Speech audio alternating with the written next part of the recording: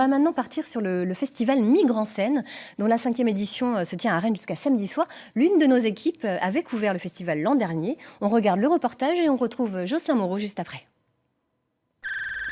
Bonjour, je viens voir Ali. Ce sont des témoignages qu'ils sont venus écouter pour cette première soirée de Migre en scène. Ali était enfermé au CRA. CRA, Centre de rétention administrative. Les témoignages sonores des bénévoles de la CIMAD qui régulièrement rendent visite aux sans-papiers du centre de rétention de Rennes. Je ne t'oublierai jamais, Ali. C'est là qu'un jour, Catherine a fait la connaissance d'Ali, un jeune Afghan arrivé en France 7 ans plus tôt. Les premières rencontres ont été assez difficiles et ensuite il s'est vraiment livré à moi. Il a parlé de beaucoup de choses. Et on y croyait tous les deux, voilà, qu'il resterait en France en fait.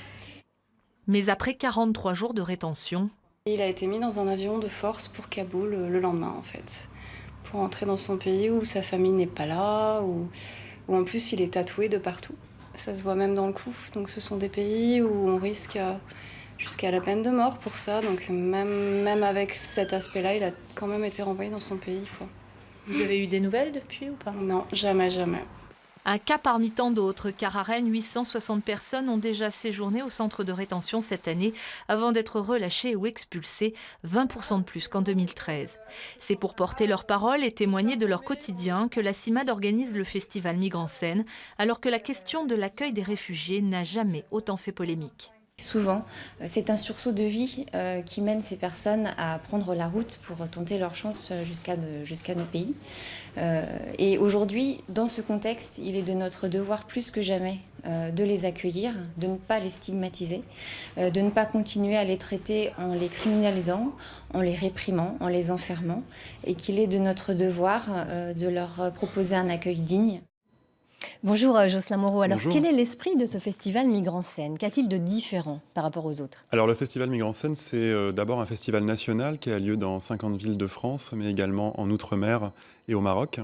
Et c'est un festival qui a vocation à ouvrir l'esprit critique, à faire des temps d'échange, à s'appuyer sur l'art et la culture et à avoir un public le plus large possible pour essayer de parler des migrations et de déconstruire certains préjugés. Alors la CIMAD œuvre évidemment beaucoup pour sensibiliser le public. Est-ce qu'elle a prévu des choses particulières pour justement sensibiliser les Rennais ici? Alors ce la festival CIMAD est l'organisatrice du festival, il y a une cinquantaine de bénévoles sur le groupe local et une dizaine qui font partie de l'organisation de ce festival, avec des temps assez variés dans les formats qui sont utilisés. On a des formats du type spectacle pour jeunes publics, on a des formats type projet culturel, on a des conférences-débats participatifs et on a des bibliothèques vivantes dont on va, je crois, parler un petit peu après. Oui, alors justement, donc le festival a commencé depuis mardi. La bibliothèque vivante, c'était donc hier. Qu'est-ce qui s'est passé exactement? Alors la bibliothèque vivante, pour ceux qui ne connaissent pas, c'est un concept assez original dans lequel on n'emprunte pas des livres papier, mais dans lequel on emprunte des livres personnes.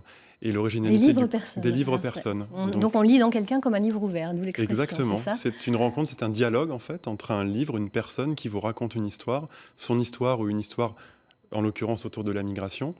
Et ensuite, c'est un dialogue qui s'installe pendant à peu près une vingtaine de minutes.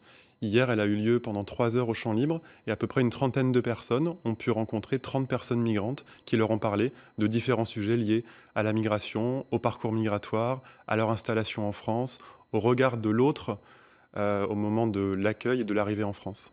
Alors justement, vous parlez du regard de l'autre. Est-ce que vous avez vu les personnes justement qui étaient en face de ces livres ouverts, leur regard changer justement? Est-ce que vraiment ça nous ouvre l'esprit quand on entend quelqu'un raconter son parcours de migration?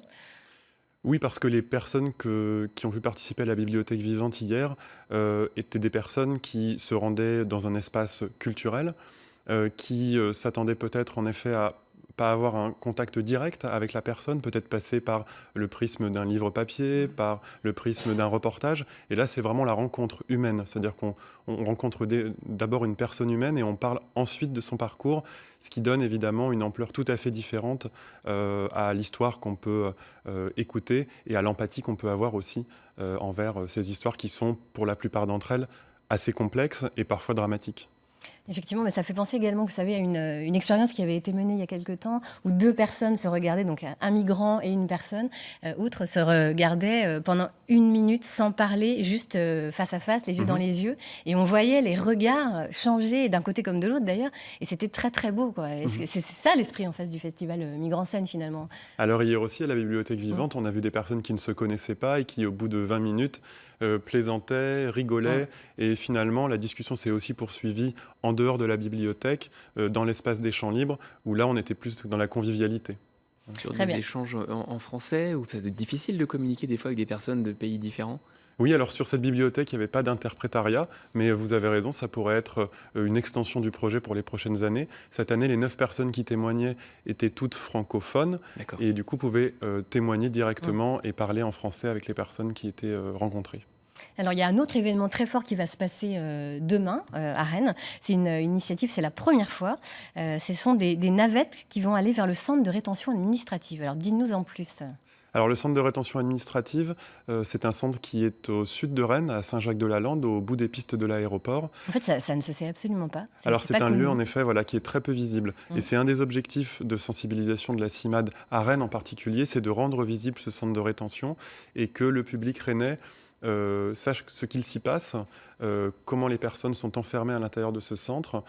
Et le reportage de l'année dernière que vous venez de présenter avait déjà présenté certaines capsules sonores, ces courts-métrages sonores qui permettent aux visiteurs du centre de rétention de faire passer la parole à l'extérieur.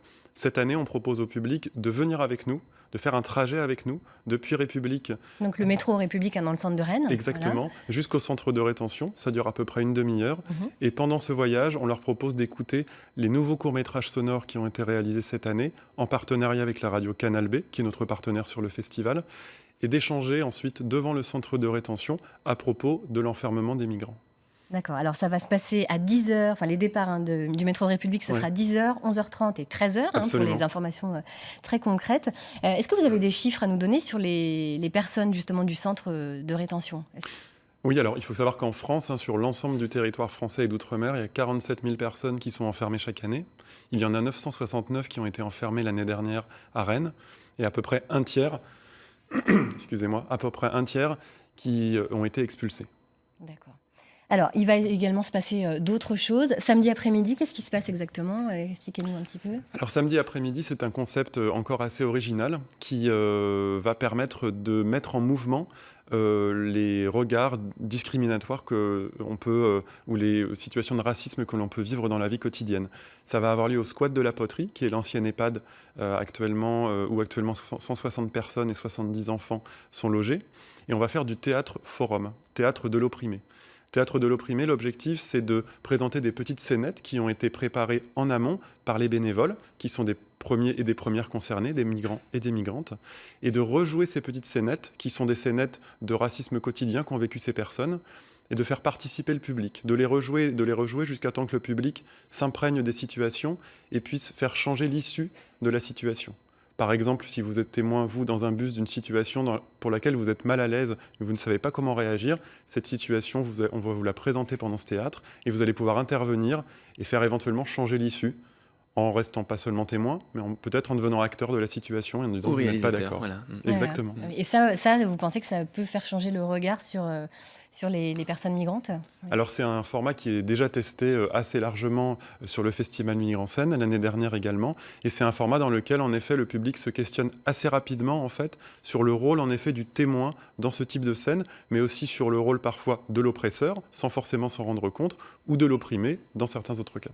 Très bien, écoutez, merci beaucoup. Vous avez une petite réaction, Damien, à ce sujet ? Non, c'est vrai que c'est très intéressant comme festival. Aujourd'hui, on a tous au quotidien ces petits moments là qui nous gênent, et ça peut être intéressant de l'exprimer à l'extérieur et finalement en groupe, parce que tout seul on n'ose pas intervenir dans un bus, comme vous disiez, on est un peu gêné, on se sent un peu isolé. Quand on est à plusieurs et quand on exprime ce ressenti, c'est peut-être beaucoup plus simple, beaucoup plus facile d'exhorter un peu ce qu'on a en nous. Alors vous avez raison, d'autant plus que le Festival Migrant-Scène a également un message politique à passer.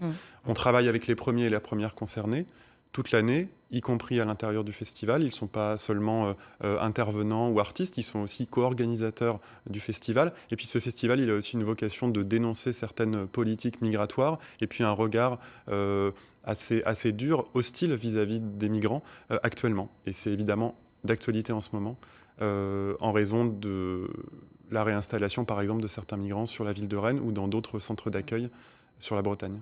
Et quelle est la perception des personnes migrantes justement sur ce festival? Parce que c'est intéressant aussi de savoir Oui. quelle est leur réaction à eux. Oui. Je reprends l'exemple de la bibliothèque, par exemple, hier. C'était vraiment des rencontres qui étaient très émouvantes, je pense, pour tout le monde. Assez fatigantes aussi, parce que quand on parle de trajet migratoire, on parle d'histoire humaine, d'histoire individuelle. On revient parfois sur une histoire qui a été très complexe, qui a été longue. Donc je crois que c'est vraiment des rencontres qui font aussi que les personnes migrantes peuvent se sentir à part entière, faisant partie de la société dans laquelle elles vivent. Et ça, je crois que c'est quelque chose que le festival aussi souhaite mettre en avant. Le thème du festival cette année, c'est d'ici et d'ailleurs ensemble. Ça montre bien qu'en effet, on veut faire société tous ensemble dans une vision d'égalité et remettre l'égalité au centre du projet de société. Très bien, merci beaucoup pour ce joli message. Alors, on rappelle le site internet du festival, www.migrantscène.org, et puis également la page Facebook de la CIMAD 35.